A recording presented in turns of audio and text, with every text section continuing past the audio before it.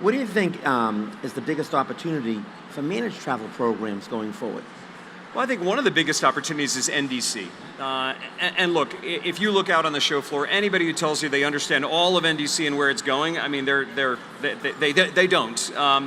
When we look at it, we see a huge opportunity. That's why we've been working so hard with airline partners, with clients, and with travelers and arrangers to really try to be the voice of the customer as we're working through these issues. We've got pilots live in the European market with Lufthansa. We're investing in similar pilots in the North American market.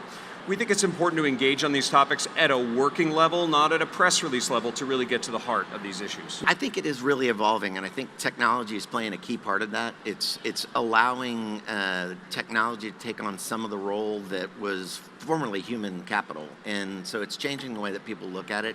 The distribution landscape has obviously been changing for a long time, but in terms of real change, we're just really now just seeing it. So we're obviously committed to helping the airlines with their migration to NDC, moving to a kind of a global travel platform that makes sense, that just has a new way to kind of handle ongoing connections. So it's a fun time to be in the industry. As a corporate buyer, what does NDC mean for you?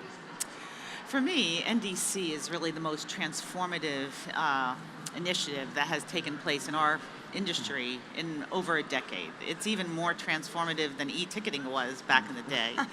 And I think that is why buyers really need to start educating up on this topic, because it's going to come to fruition within the next year or two. We're going to start seeing NDC tickets, and it's a very important transformative moment.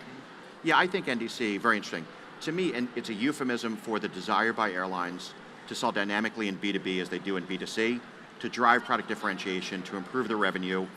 Now, there's been some consternation because for some carriers it seems to have been about control of distribution, but I think that's a small subset. At the end of the day, I think this is pro-competitive and pro-consumer, and it's going to become part of the fabric of how we operate going forward. And the second thing, and this will probably surprise you too, in the next year, 46% of travel managers expect to adopt NDC. Just think about a year ago, if we were having this discussion, no chance, right? There's no chance. And what that says to me is we've done a great job as a supplier community of coming together to work on solutions.